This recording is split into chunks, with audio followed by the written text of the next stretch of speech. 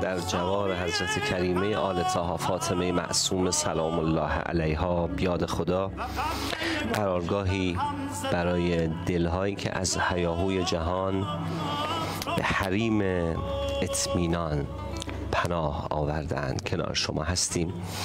الهی که خوب باشید نازنین مردم ایران همیشه اسلامی. اجازه بفرمایید طبق روال همه روزمون این توفیق رو داشته باشم که هم کلام باشم با یکی از علمای اعلام شاگردان مکتب امام صادق علیه السلام حضرت حجت الاسلام و المسلمین آقای دکتر حاج ابوالقاسم عزیز.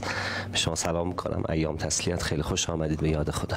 علیکم السلام و رحمت الله. بسم الله الرحمن الرحیم. عرض سلام و ادب دارم محضر بینندگان عزیز و عرض تسلیت به مناسبت ماه صفر، ایام اسارت آل الله. عزیز باشید انشالله. حاجا عرض کنم محضر شریف، فکر میکنم 3 هفته ای هست که الحمدلله سر سفره قرآن متنعمیم در باب موضوع نصرت الهی. خیلی همون دیگه حفظ شدیم که ان تنصر الله ینصرکم و یثبت اقدامکم. در رابطه با مصادیق نصرت الهی گفتیم، شنیدیم از آیات مصادیقش و در واقع در باب روایات ورق زدیم و غرق شدیم الحمدلله در انوار بی‌دریغ الهی. اما سوال من اینجوری باشه آقا، فکر می‌کنم امروز مسک الختام ماجرای نصرت الهی که از لسان شما باید بشنویم. اگه این اتفاق نیفتاد چی؟ اگر در واقع این توفیق رفیقمون نشد که یاریگر دین خدا باشیم، اون موقع تکلیف چیه؟ چه بلایی قرار سرمون بیاد؟ بله.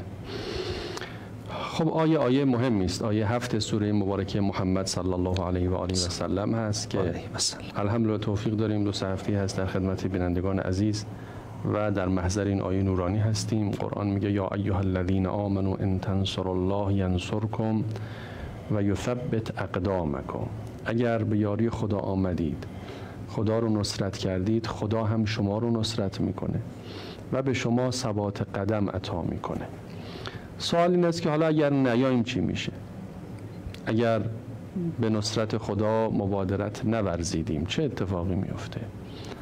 ممکن است بگیم خب نصرت خدا هم شامل حال شما نمیشه، اون پیروزی که به دنبالش بودید به دست نخواهید آورد. اما مطلب فراتر از این حرف هست. باید عرض بکنم که ما نقطه مقابل نصرت در تعابیر قرآن خذلان رو میبینیم. قرآن میگه ان ینصرکم الله فلا غالب لکم و ان یخذلکم فمن ذا الذی ینصرکم من بعده. اگر خدا شما رو یاری کرد شما پیروز مطلق هستید، هیچ کس بر شما پیروز نخواهد شد. اما اگر خدا شما را خار کرد، خذلان یعنی رها کردنی که نتیجهش خار شدن باشه. اگر خدا دست حمایتش از شما برداشت، کی میخواد شما رو یاری بکنه؟ خیلی بده، خیلی بده. یعنی اگر نصرت الهی نبود نگیم خب حالا یه پیروزی از دست میره، نه خیر. اگر به کمک خدا، به کمک دین خدا نیامدید و به تعبیر قرآن خدا رو نصرت نکردید، خدا شما را یاری نمی کند و شما خار و خفیف خواهید شد.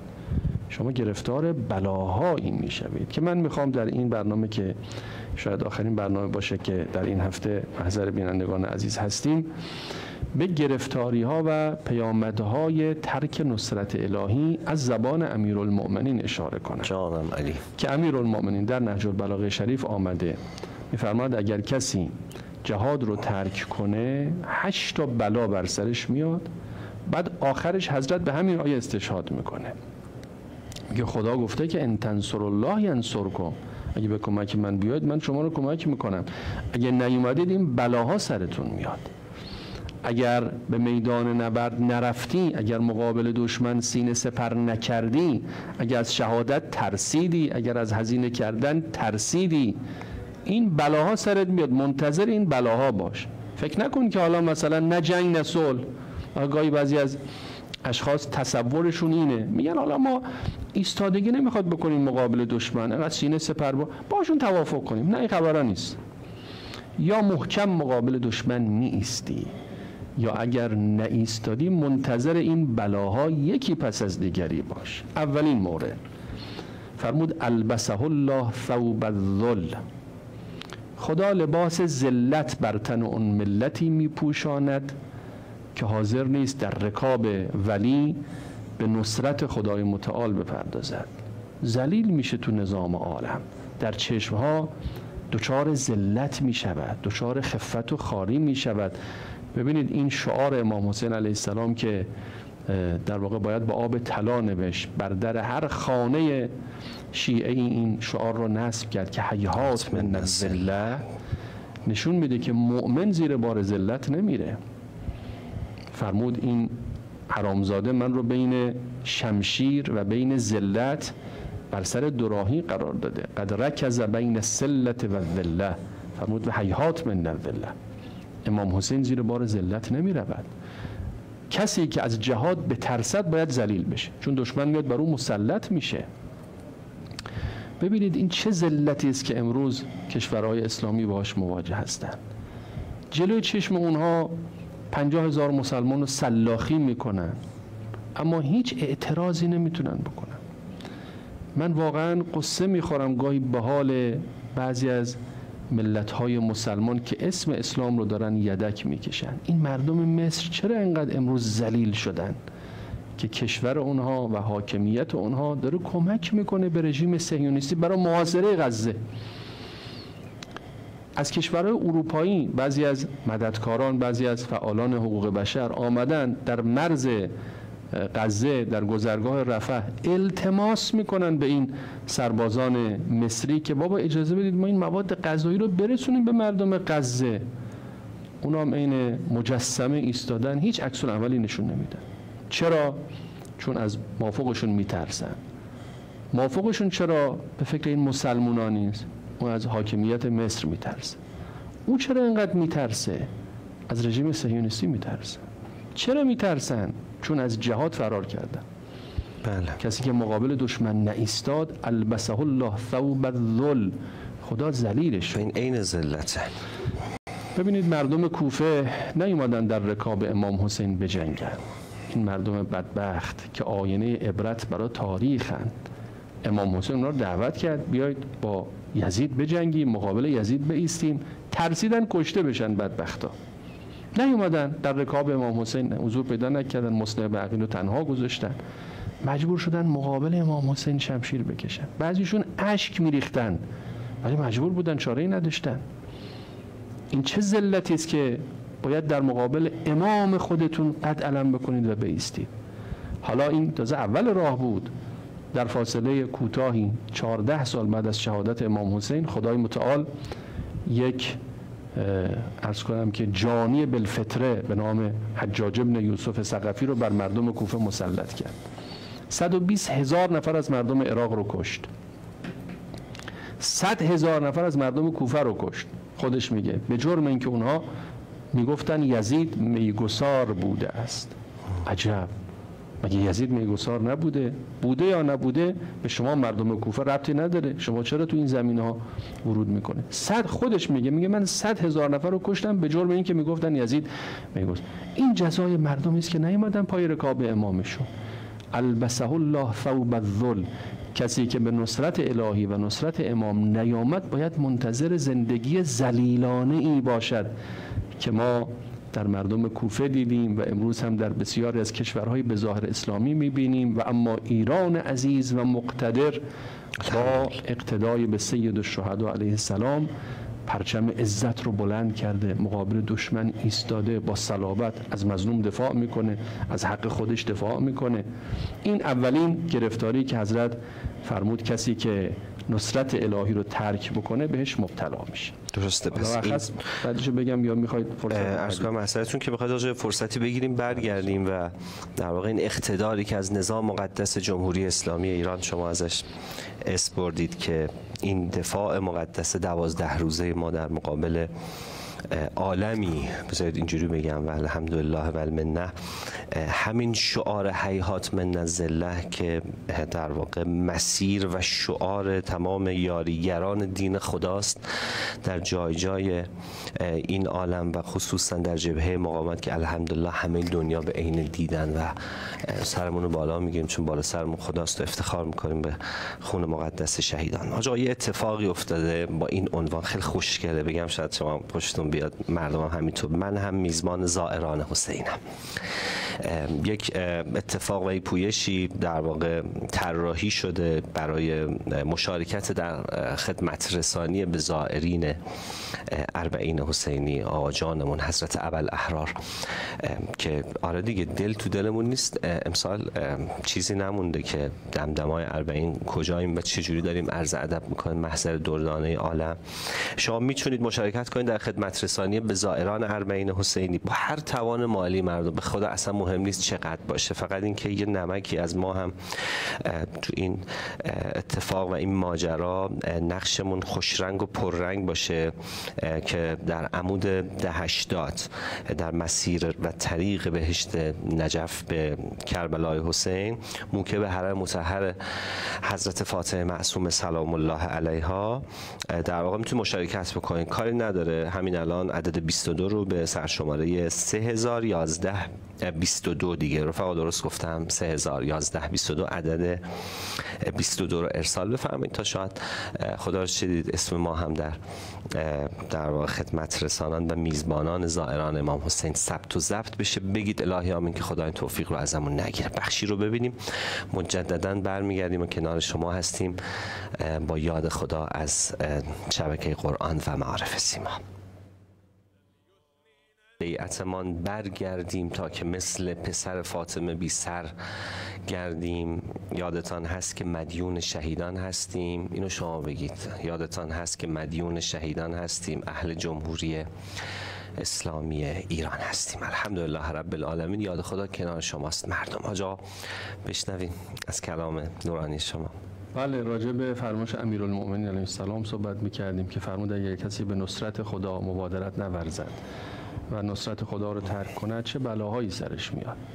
اولین بلا این بود که فرمود البسه الله ثوب الذل، خدا لباس ذلت به تن اون امتی میکند که از جهاد و نصرت الهی در رکاب ولی حق امتناع بورزد.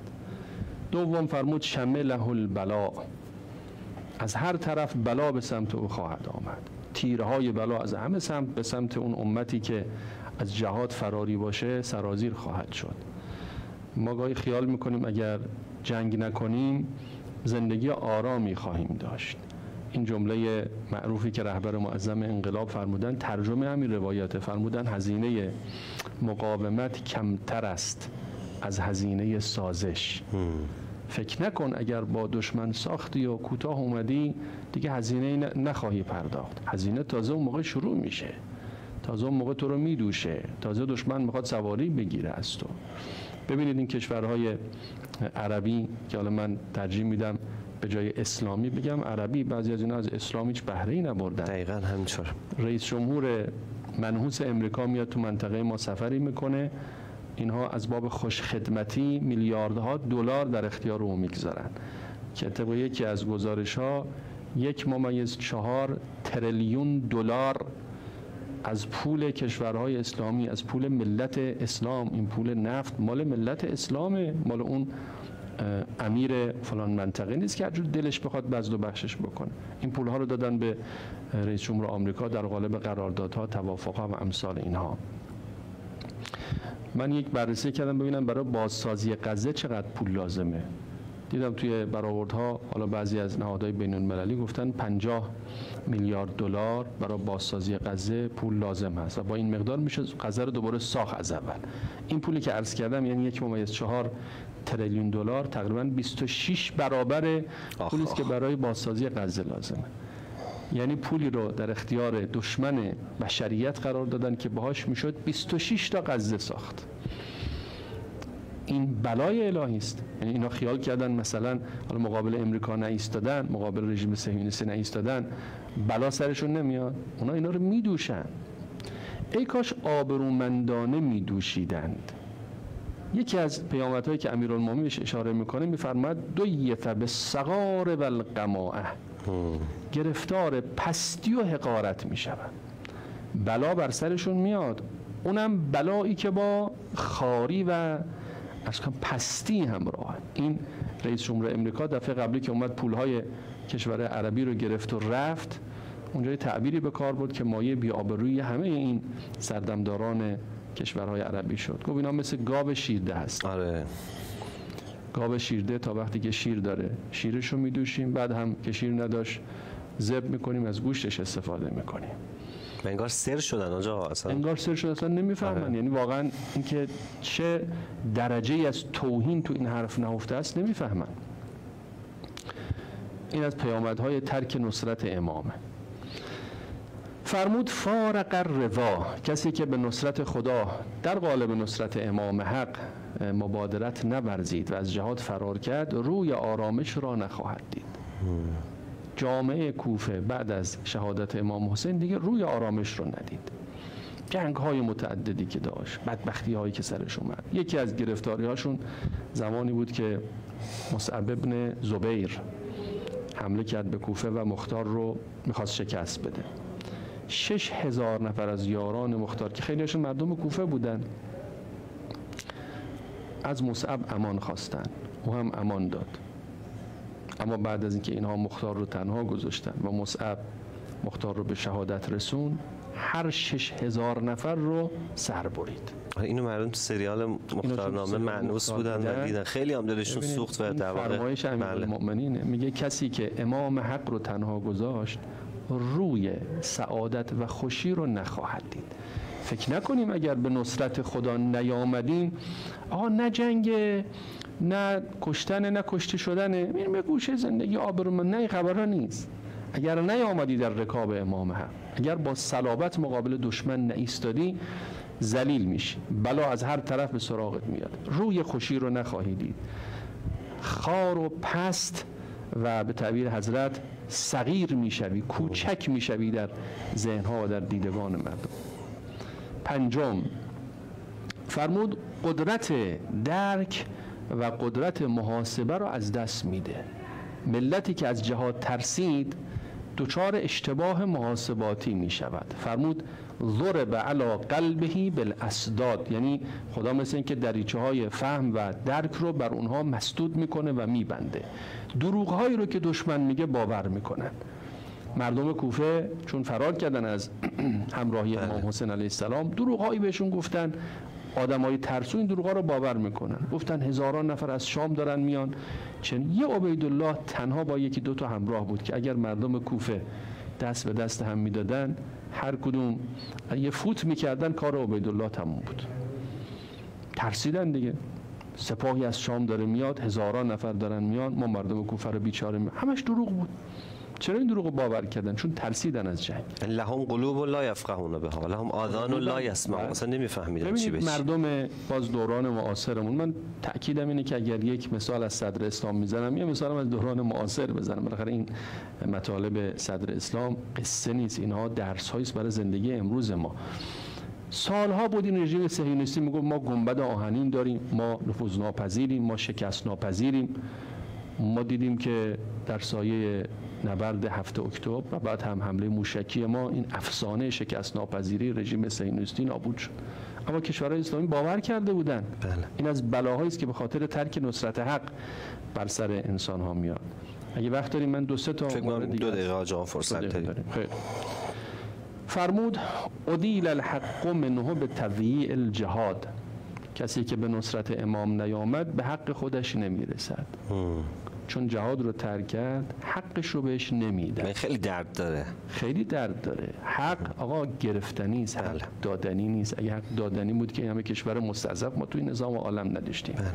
اینکه ما فکر بکنیم با مذاکره و با رفتارهای این چنینی میتونیم حق خودمون رو در انرژی هسته‌ای مثلا از دشمنانمون بگیریم، این خیال خامه. بله. دشمنان ما کسانی هستند که نزدیک 300 کلاهک هسته‌ای دارن، به ما میگن شما حق داشتن انرژی صلح‌آمیز هسته‌ای ندارید. مگه میشه حق رو از این دشمن بدون جهاد گرفت؟ هفتم فرمود وسیم الخسف، اون ملتی که در برابر دشمن مقاومت نورزد، به تعبیر دیگر به نصرت الهی مبادرت نورزد، محو و نیست و نابود می شود. در تاریخ نامی از این ملت باقی نمی ماند. ملت ایران یک ملت تاریخ سازه، کاری کرده است که تا صدها سال دیگه بشریت وقتی میخواد مرور بکنه تاریخ جهان رو، میگه بله یک قدرت‌های مستکبری بودن، یه عده مظلوم رو اینا سلاخی کردن، همه مردم جهان تماشاچی بودن، یه ملت بود که به پا خواست، یه ملت بود که فریاد زد، یه ملت بود که تو تمام نمازهاش مرگ بر اسرائیل گفت، یه ملت بود که با موشک‌های خودش این رژیم رو ادب کرد. همین امروز در جهان معاصر هم مردم جهان با نگاه عزت به ملت ما نگاه میکنن. و نکته آخر فرمود منع النصف، از عدالت محروم میشود. بعد حضرت فرمود من صبح و شام شما رو دعوت کردم به جهاد با این گروه و قلت لکم اغزوهم قبل ان یغزوکم، به شما گفتم، امیرالمؤمنین میفرماید به اصحابش میگه به شما گفتم قبل از اینکه سپاه معاویه به شما حمله بکنه شما حمله بکنید. فوالله ما غزی قوم فی عقر دارهم الا ذلوا، وقتی دشمن داره چنگ و دندان نشون میده، وقتی دشمن آماده حمله به شما شده، وقتی دشمن داره تحرکاتی به خرج میده، تجاوز کرده به زمین شما، به آسمان شما، جا مذاکره میکنیم، گفتگو میکنیم، معنا نداره. بعد بلافاصله شما دشمن رو ادب بکنی که سر جای خودش بنشینه و فکر تجاوز به شما رو از سر بیرون کنه. عرضم تمام. فرمود امیرالمومنین علیه السلام این بلاها بر سر کسی میاد که به نصرت الهی مبادرت نورزد. خدا فرموده است ان تنصروا الله ینصرکم، اگر به نصرت من بیایید منم کمک شما میکنم، اگر نیایید گرفتار میشید و این بلاها بر سر شما خواهد آمد. چون قرار نیست اینا بیجور بتونیم راضیشون بکنیم. ولن ترضی عنک الیهود ولن النصارى حتی تتبع ملتهم. بذارید من با سواد کم خودم بگم آقا تماشاچی نباشیم. این عالم در واقع جبهه حق و باطله و باید در یک جبهه باشیم و با استعانت از انوار الهی، با کلام الهی بتونیم در این مسیر ثابت قدم باشیم که انشالله شامل حال همه اهل ایمان بشه انشالله. خیلی ممنون و متشکرم از حضور ارزشمند شما. واسه سلامتیتون دعا میکنیم، ما از دعای خیرتون محروم نکنید. خیلی ممنون و متشکرم. نازنین مردم ایران همیشه اسلام، الهی که خوب باشید. لحظات ناب استجابت دعاست. وقتی چیزی میشکنه از قیمت میفته، به جز دل که اگه دلی شکست تازه قیمت پیدا میکنه. پرسیدن از وجه نازنین آقا جانمون رسول مکرم اسلام که عین الله، خدا کجاست؟ حضرت فرمودن که عند المنکسرت قلوبهم، خدا نزد دل شکسته هاست. اگه تو این ایام اسارت آل الله و کاروانیان دشت نینوا دلتون شکست، بدون که خیلی قیمتی هستید تو آسمون خدا و همه را از دعای خیرتون محروم نکنید. در صدر حوائجمون اینه دیگه، مگه غیر از اینه که اللهم عجل لولیک الفرج و العافیت و النصر و جعلنا من خیر اعوانه و انصاره و المستشهدین بین یده. براتون آرزوی بهترین ها رو دارم. مراقب خودتون باشید، ما از دعای خیرتون محروم نکنید. تا یاد خدای دیگر بدرود و خدایا نگهدار همتون باشه. خدا خیلی ممنونم از شما.